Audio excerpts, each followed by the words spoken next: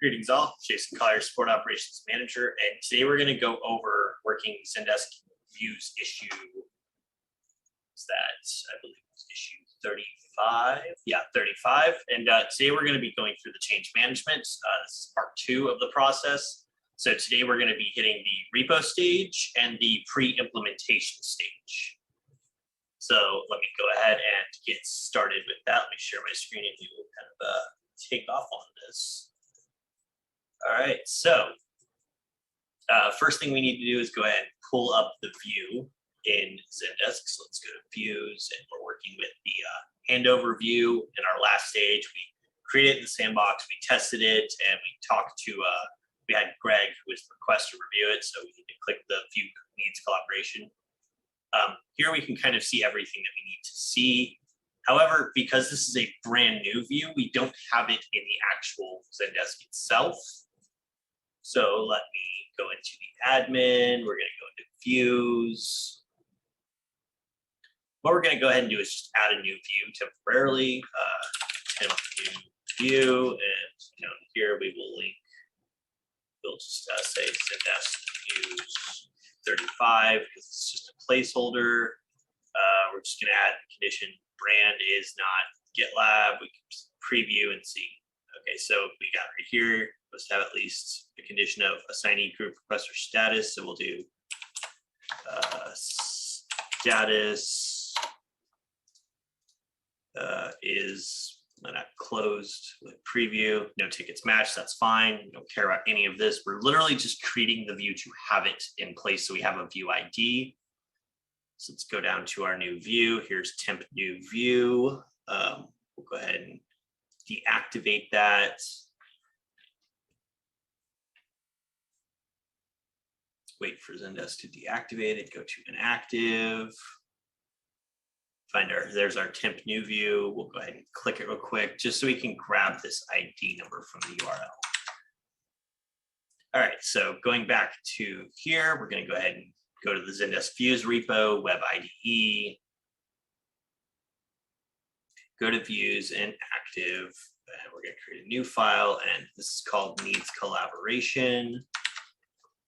So needs collaboration.yaml. Cool, so now we basically need to start building all this. So what I normally do is just go to a different view, grab this information here, and just start clearing some of this out.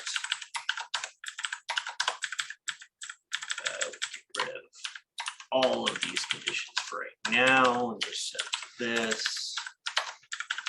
We're basically just clearing everything out.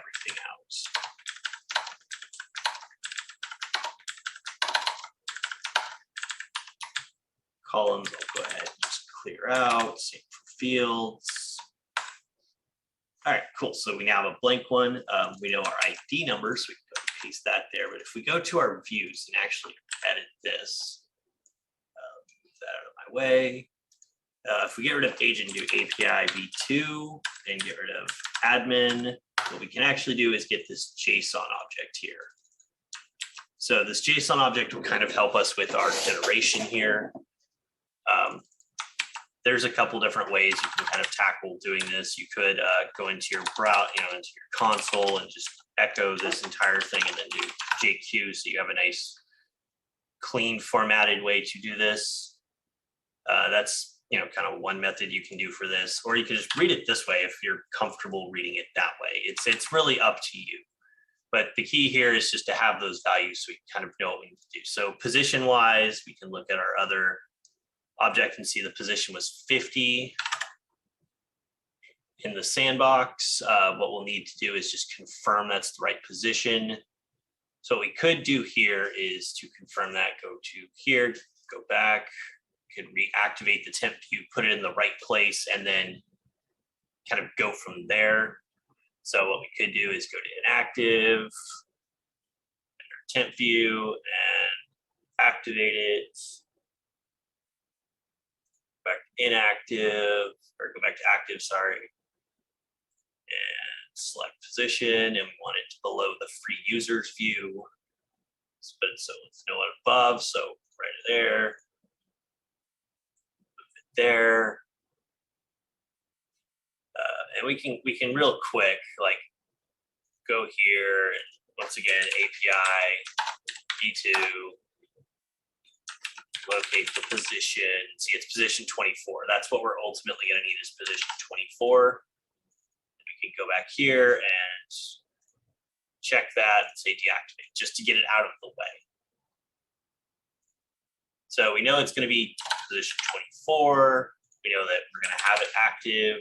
The title is going to be needs collaboration. So I'll grab that from JSON. The description is going to be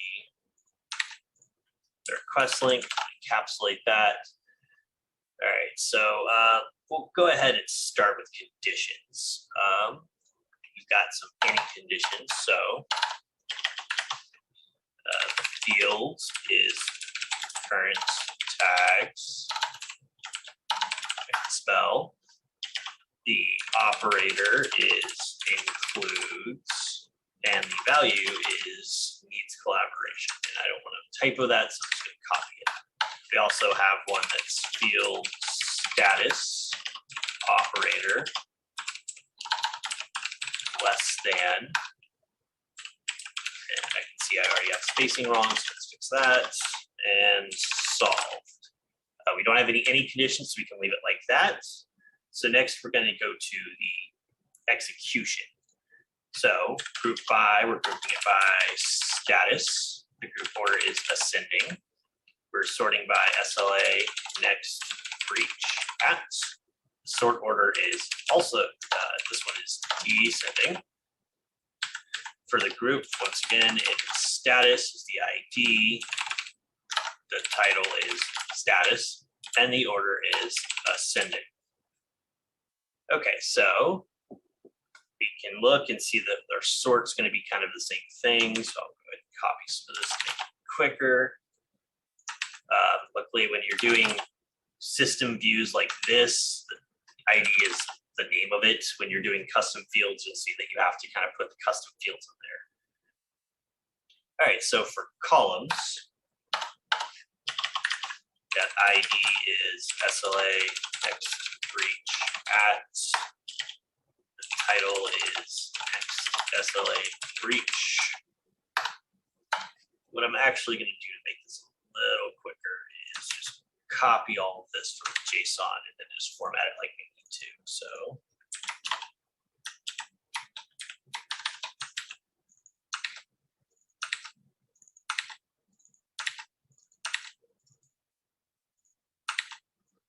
get rid of these because we don't need those.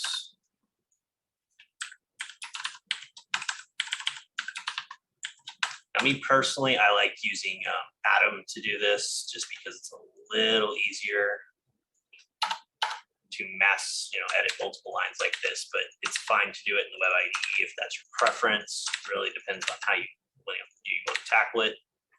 Go ahead and click all of these, those.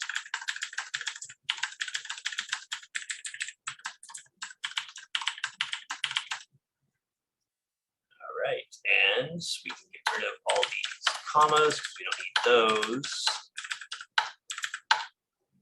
And now we've got exactly the columns we need. Usually your fields are going to look the exact same. So you just copy those, paste them there, and everything will look just fine. We don't use any custom fields. We've already set our conditions. So the only thing we really need to set is the restrictions. And this is restricted to the support groups. So the easiest way to kind of go about this is honestly to grab one that already is being used for that. So like needs org FRT, and just go grab the restrictions there. And there we go. So what we've got now is what we need to have, what it will look like, but you can see how we've edited this position. So there's a good chance that when this goes live, some of these other ones will have bad positioning. We might have to fix that. You could go into your repo and actually do a compare, so you could, real quick, let me clear out my screens and I'll share my terminal. That way we can kind of see what's going on here. So we'll let's share my whole desktop. That way we're showing everything we need. cool. And I'll do this and then increase there. Okay, so I could go into my repo here and grab from the repo, grab from Zendesk, do a compare, and you'll see how most of these are suddenly updating. That's because we've changed positioning, and that's kind of something to expect. So what you would traditionally want to do here is actually figure out all the position changes and put them into the MR.